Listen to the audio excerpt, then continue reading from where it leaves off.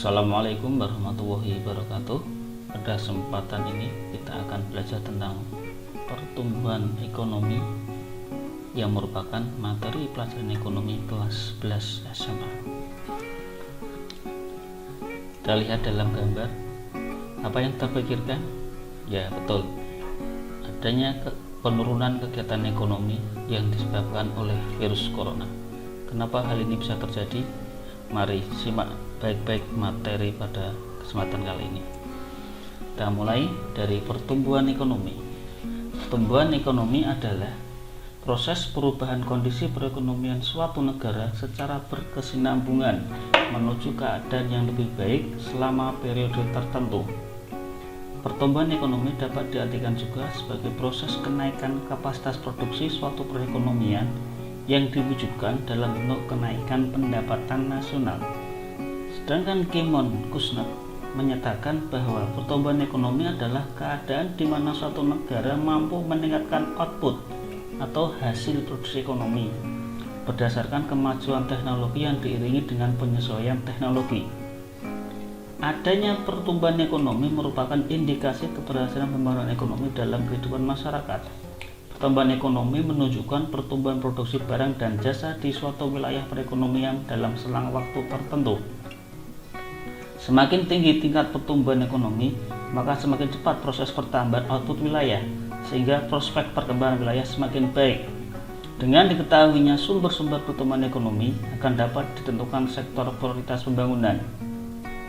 Hal ini menunjukkan adanya 3 komponen yang berkaitan satu sama lain dalam meningkatkan pertumbuhan ekonomi, yaitu 1. Peningkatan produksi negara, 2. Kemajuan teknologi untuk meningkatkan produktivitas, 3. Penyesuaian ideologi yang terbuka dalam menerima teknologi baru.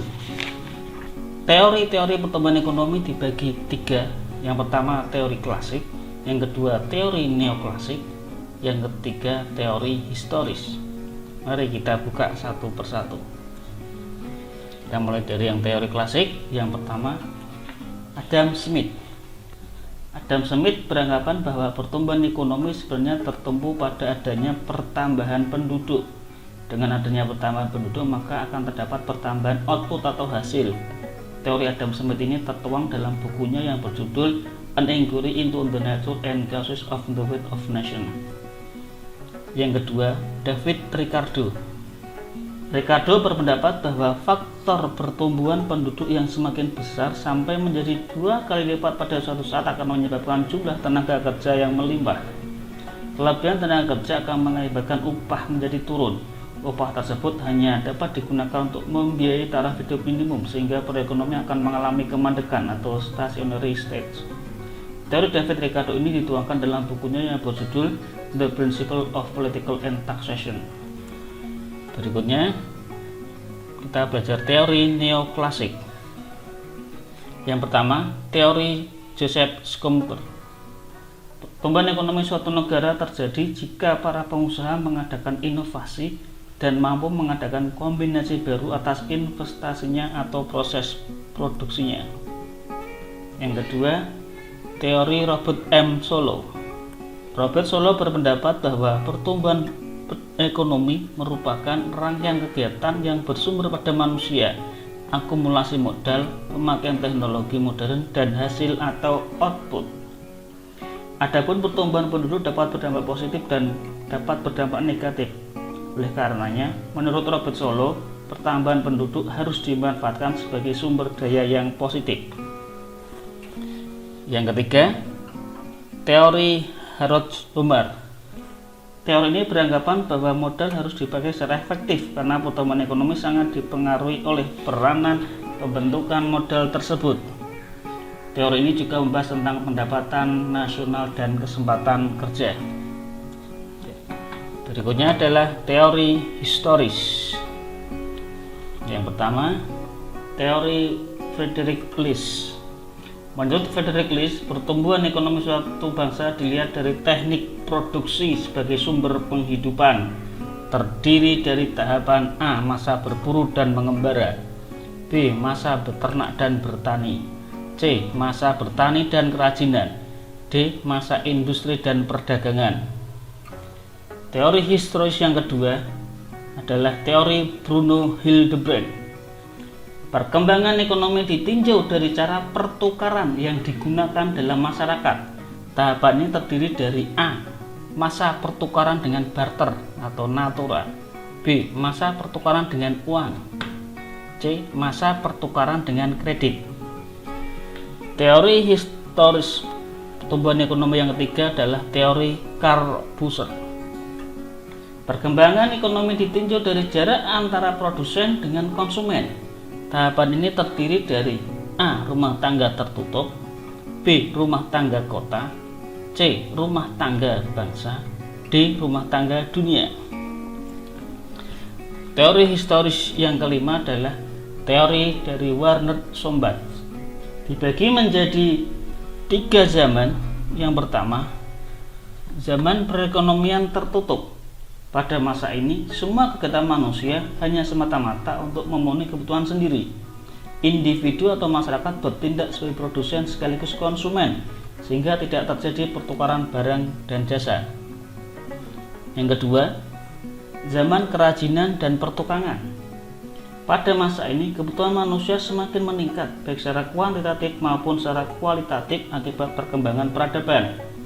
Peningkatan tersebut tidak dapat dipenuhi sendiri, sehingga diperlukan pembagian kerja yang sesuai dengan keahlian masing-masing. Pembagian kerja ini menimbulkan pertukaran barang dan jasa. Pertukaran barang dan jasa pada masa ini belum didasari oleh tujuan untuk mencari keuntungan, namun semata-mata untuk saling memenuhi kebutuhan. Yang ketiga adalah zaman kapitalis. Bibit-bibit kapitalis sudah mulai muncul dalam kegiatan perekonomian.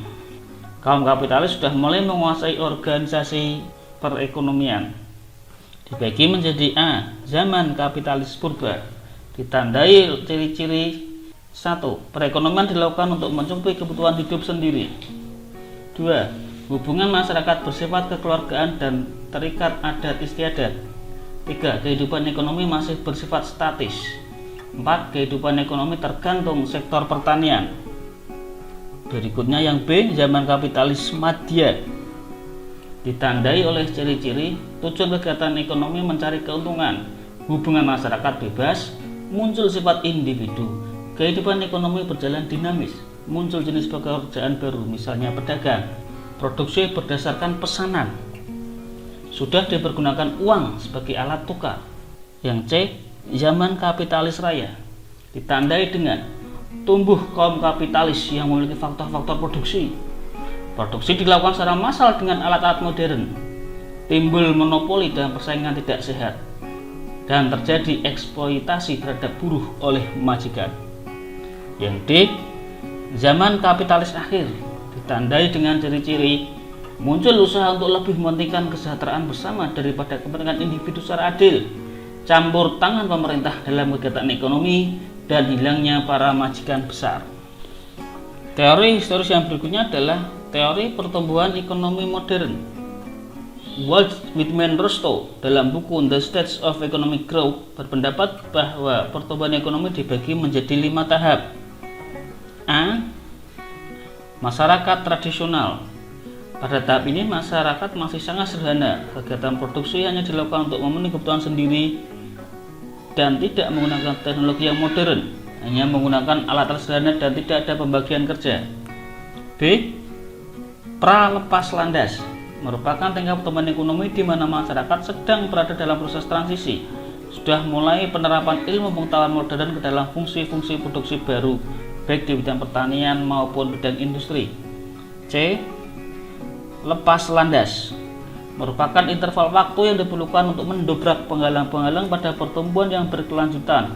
Kekuatan-kekuatan yang dapat mendorong pertumbuhan ekonomi diperluas. Tingkat investasi yang efektif dan tingkat produksi dapat meningkat.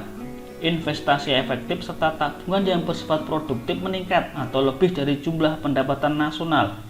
Industri-industri baru berkembang dengan cepat dan industri yang sudah ada mengalami ekspansi dengan cepat.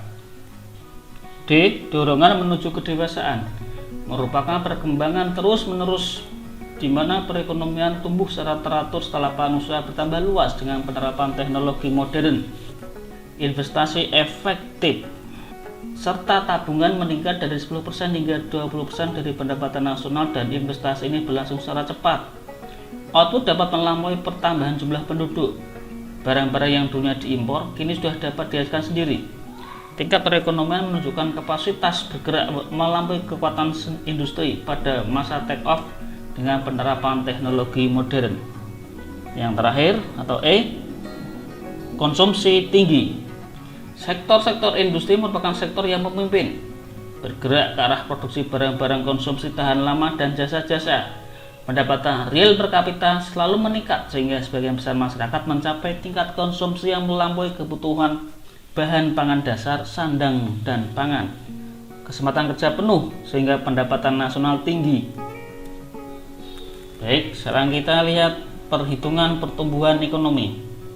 Pertumbuhan ekonomi dapat dijadikan sebagai patokan yang melihat kemajuan suatu negara dan bagaimana hasil pembangunan yang dilakukan selama periode tersebut. Jika pembangunan yang dilakukan pemerintah berhasil dengan efektif, maka akan lebih terlihat pertumbuhan ekonomi yang signifikan dalam masyarakat. Pertumbuhan ekonomi suatu negara dapat diukur dengan cara membandingkan. Misalnya untuk ukuran nasional, Gross National Product atau GNP, atau Gross Domestic Product atau GDP, tahun yang sedang berjalan dengan tahun sebelumnya. Dengan rumus PE atau pertumbuhan ekonomi adalah GNP tahun sekarang dikurangi GNP tahun yang lalu dibagi GNP tahun yang lalu kali 100%. Jika diketahui GDP negara X tahun 2018 adalah 160 miliar US dollar dan nilai GDP tahun 2019 adalah 168 miliar US dollar, berapakah pertumbuhan ekonominya? Maka dijawab dengan rumus PE sama dengan GDP tahun 2019 dikurangi GDP tahun 2018 dibagi GDP tahun 2018 kali 100%. Kita masukkan angkanya. Yang GDP tahun 2019 yaitu 168 M dikurangi GDP tahun 2018 yaitu 160 M dibagi GDP tahun 2018 160 M kali 100%. Maka dihitung ketemu 0,05 kali 100%, maka hasilnya adalah 5%. Demikian pembelajaran kita kali ini. Terima kasih atas perhatiannya. Saya akhiri. Assalamualaikum warahmatullahi wabarakatuh.